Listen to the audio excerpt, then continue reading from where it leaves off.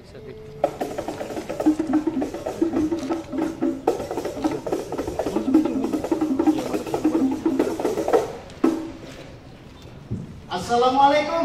Waalaikumsalam warahmatullahi wabarakatuh.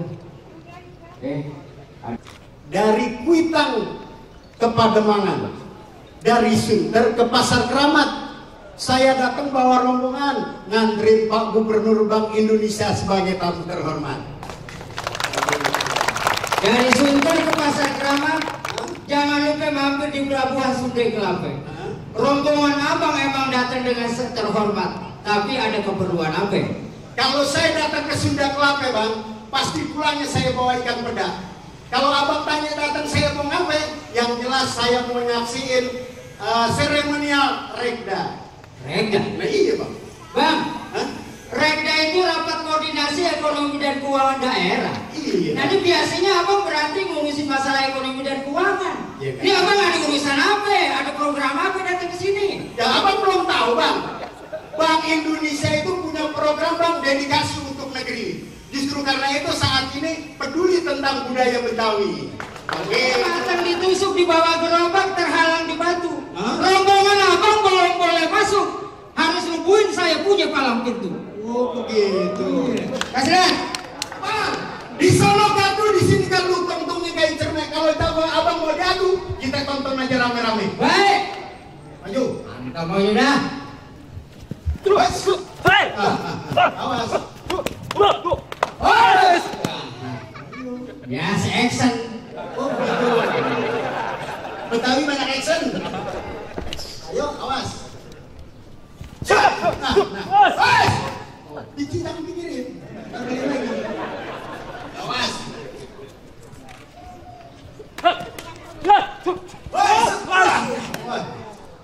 Tenang aja, Pi.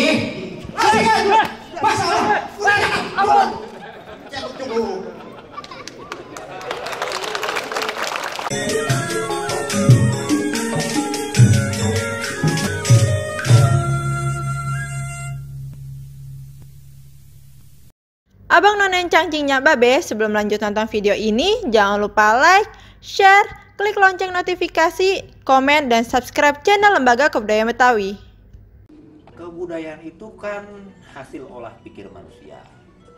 Dia terdiri atas 6 unsur kebudayaan yang berlaku pada tiap-tiap etnik. 7 unsur ini berlaku global, jadi universal sifatnya. Mana dia? Sistem keagamaan, sistem mata pencaharian, kesenian, bahasa, dan macam-macam. Pokoknya ada 6 itu unsurnya. Jadi kalau kita lihat semua kebudayaan itu antara etnik satu dengan etnik lain, ya tentu saja ada kesamaannya. Misalnya dalam hal kesenian. Kalau di Betawi ya keseniannya udah jelas kita tahu, misalnya ada wayang kulit Betawi, ada topeng Betawi, lenong Betawi, tanjidor, ondel-ondel, kuliner, rumah, organisasi, gimana sistem pembagian waris ada di situ. Jadi beginilah kira-kira. Dan di semua budaya, di semua etnik pasti mempunyai unsur-unsur yang 7 saya sebutkan tadi itu. Kalau pernikahan ada Betawi ya biasa aja, sesuai dengan yang mereka, kayak kemampuan mereka juga. Tetapi yang kita kan, kalau kita pengen yang idealis, yang ideal itu adalah terpenuhinya semua unsur pendukung dari upacara sakral itu. Nah, mana pendukungnya? Ya tentu saja kalau misalnya dia harus dia memiliki kelebihan rezeki atau orang yang kaya, dia pasti melengkapi dukungan itu dengan ada misalnya mereka panggil tim kesenian untuk buka palang pintu, dia panggil juga tim kesenian untuk menghibur tetamunya, bisa gambang kromong, bisa topeng, bisa gambus, bisa macam-macam dan lain-lain.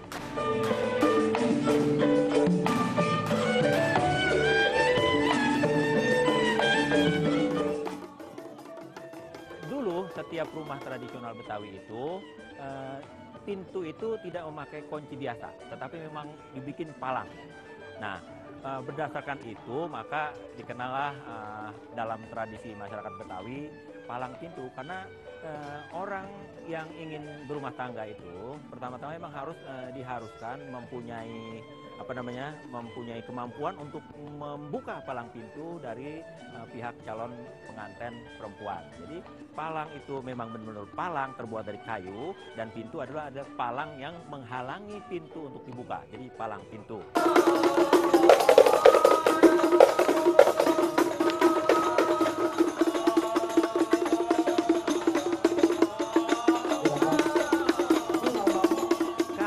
Berbicara palang pintu itu dahulu kala namanya bukan palang pintu. Dahulu itu kita kenal nama nyapun. Nyapun itu bahasa Betawi arkaik yang maknanya komunikasi dengan sopan, dengan santun. Maka itu komunikasi atau dialog antara dua pihak itu diungkapkan dalam bentuk pantun. Itulah yang dahulu dikenal dengan namanya nyapun. Ketika kemudian kita mengenal ada perlintasan kereta api dibangun pada awal abad 19, akhir abad pertengahan abad 19 itu, maka kita juga mengenal istilah buka palang pintu itu karena setiap ada kereta yang akan langsir, akan lewat itu, palang pintu kereta ditutup. Nah, itu juga bisa diartikan sebagai salah satu upaya untuk diparalisasi bahwa buka palang pintu itu ya kita kenal pada akhir abad 19 dengan buka palang pintu itu. Tetapi dalam tradisi masyarakat Betawi buka palang pintu ini kemungkinan dahulu itu mungkin dia sebelum itu, karena kita juga mengenal selain tadi istilah awalnya adalah nyapun, kita juga mengenal dulu namanya rebut dandang. Rebut dandang itu dari pihak laki-laki merebut pihak dandang yang dipakai oleh perempuan. Nah, itulah yang disebut. Jadi pertengahan abad 19, akhir abad 20 itu lebih masif kita kenal sebagai upacara buka palang pintu.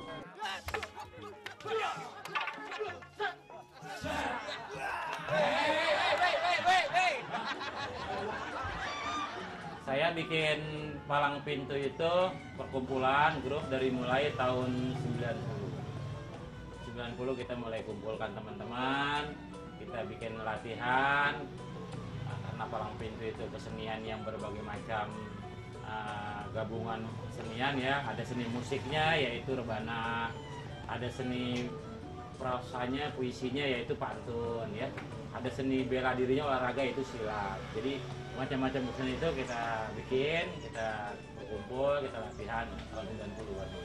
Awalnya kita kan pengajian, karena kita pengajian, kumpul terus kita kenal budaya Betawi, ada satu palang pintu. Kita pun punya potensi untuk belajar rebana, potensi untuk belajar silat, potensi untuk mantun, makanya kita artinya gampang untuk buat palang pintu. Buka palang pintu atau nyapun itu kan terdiri atas 3 unsur penting. Pertama, pantun. Pantun itu artinya setiap dialog itu tidak diungkapkan secara vulgar. Itulah maknanya. Sehingga dengan pantun-pantun itulah bahasa diperhalus. Assalamualaikum. Waalaikumsalam warahmatullahi wabarakatuh. Ada rombongan ya? Iya bang. Orang kate ya. Ketena bang belikan gurame pakai naik bemo. Nih abang datang rame mau demo bang. Orang aja bang sekate-kate. Bang, bikin sambal pakai jeruk limau bang. Lalapannya ikut. Penggunaan bahasa kali ya bang. Bahasa, kalau dulu mungkin bahasanya itu agak kasar ya. Agak dengan menggunakan kata-kata yang tidak dikenal, tidak familiar gitu. Kalau sekarang pantunnya lebih halus bahasanya. Juga menggunakan kata-kata yang lebih enak didengar. Kemudian ada yang syarat kedua adalah silat atau menjatuhkan jago dari pihak tuan rumah. Ini artinya bahwa seorang pengantin laki-laki di Betawi harus siap secara fisik melindungi pasangannya, melindungi istrinya, melindungi keluarganya, melindungi lingkungannya, melindungi kampungnya dari segala macam halangan dan rintangan. Kemudian dari itu ada syarat yang ketiga, yaitu membaca sike. Baca sike ini yaitu baca selawat biasa, tetapi artinya dia mensimbolkan kesiapan seorang calon pengantin laki-laki itu secara batin. Jadi dia harus senantiasa ajak bininya selalu melakukan ibadah yang betul, melakukan kebaikan-kebaikan dan hal-hal lain yang tidak positif, yang tidak negatif. Jangan setiap hari dia harus ngerumpi, setiap hari pengen belanja ke mall, setiap hari pengen jalan-jalan, tidak seperti itu. Tapi bagaimana seorang laki-laki Betawi itu mengajak istrinya untuk senantiasa berada di dalam jalur Ya Lili ya Lil Assalamu alaikum ya abal kiram Ji'na jami'an بحرمة هذا المجلس ولمة عقد النكاح يا ليل يا ليل يا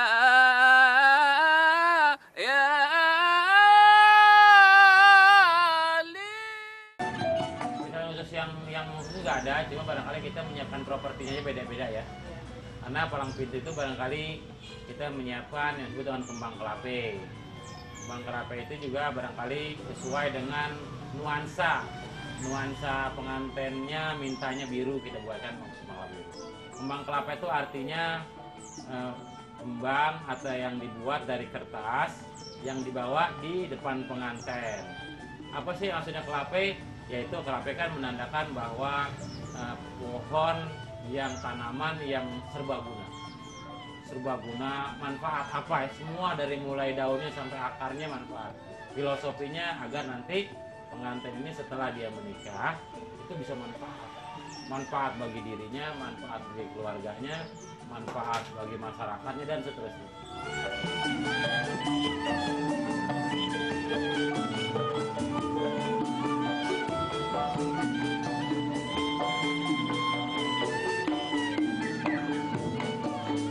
Buka palang pintu itu nama yang akhirnya dibuat untuk seluruh kegiatan itu.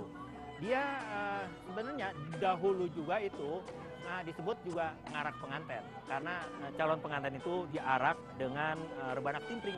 Jadi ya salah satu hal yang penting di dalam buka palang pintu ini adalah musik rebana ketimpring dengan bacaan selawatnya yang mengiringi pengantin dari rumahnya menuju rumah pengantin perempuan. Nah, dulu namanya itu pengantin ini dulu namanya pegibesan gitu ya. Jadi diarak dengan arak-arak.